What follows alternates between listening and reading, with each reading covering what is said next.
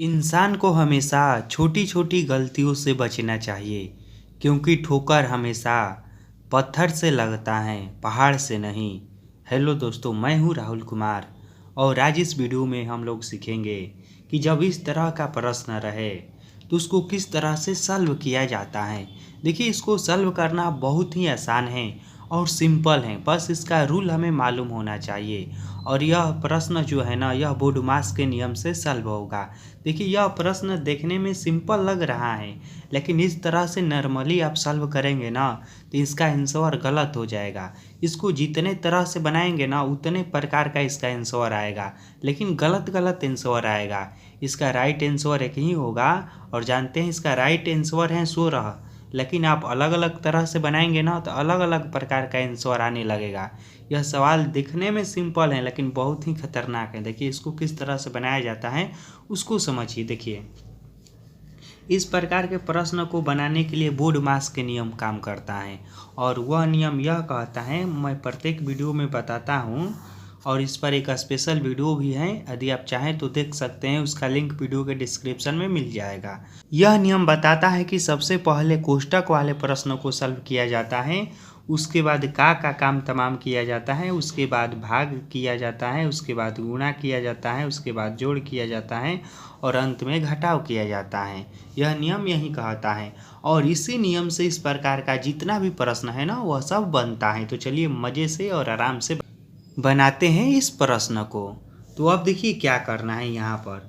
तो इस नियम के अनुसार सबसे पहले हमें कोष्टक का काम तमाम करना है, तो इसको पहले ख़त्म कीजिए। देखिए, तो इस प्रश्न में बाकी सब जो है ना उसको ज्यों का त्यों हम उतार देंगे। तो हम 8 लिख देते हैं, 8 है तो भागा लिख देते हैं।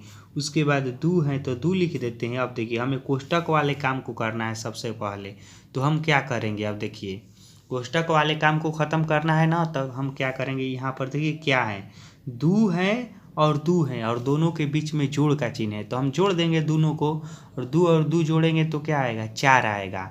और कोष्टक को हटा देंगे, और यहाँ पर देखिए कोई चिन्ह नहीं है ना, तो गुणा का चिन्ह है। क्या है, कोई चिन्ह नहीं है तो गुणा का चिन्ह है, और यहाँ पर हम लिखेंगे 4।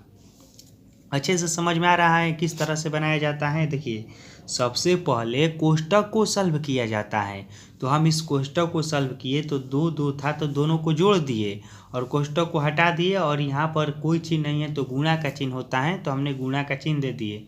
ठीक, अब दूसरा स्टेप देखिए किस तरह से बनाना है।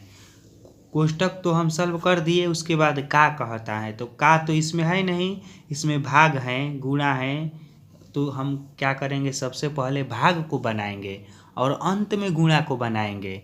तो यहाँ पर भाग वाले अब हम काम करेंगे। तो भाग वाला काम किस तरह से किया जाता है। देखिए, 8 है ना, तो 8 को ज्यों का त्यों लिख दीजिए। देखिए, इस तरह का भाग बनाने का नियम होता है कि जब हम भाग बनाते हैं ना तो भाग का चिन्ह बदल कर हो जाता है गुणा में, और जिसके साथ वाला रहता है ना वह उलट पलट जाता है, यानी कि 2 है ना छूटा तो 1/2 हो जाएगा। समझ में आ रहा है किस तरह से। उसके बाद यह कर दीजिए गुणा 4। यह समझ में आया किस तरह से हो रहा है। देखिए, यह 8 ज्यों का त्यों, और भाग का चिन्ह बदल जाता है गुणा में, भाग किया जाता है तो गुणा हो गया। और उसके बाद यह वाला जो होता है ना बदल जाता है। देखिए, भाग के चिन्ह के बाद वाला जो अंक होता है वह बदल जाता है, यानी कि वह उल्टा हो जाता है। 2 है तो 1/2 हो जाएगा। यदि मान लीजिए 3/4 रहेगा तो बदल कर हो जाएगा 4/3। यहाँ समझिए, देखिए 3/4 रहेगा तो बदल कर हो जाएगा 4/3, यानी कि पलट उलट जाता है। अब देखिए क्या करना है। अब जो काम करना है वह यह कि अब यह कटेगा तो इसको कटा दीजिए। तो देखिए, यह 2 से कट जाएगा, 4 बार में 8 कटेगा ना, तो अब बचा यहाँ पर 4 गुणे 4। अब लास्ट में गुणा वाला काम कर दीजिए। तो गुणा वाला काम करेंगे तो क्या आएगा, 4 चौका 16, तो 16 इसका राइट आंसर होगा।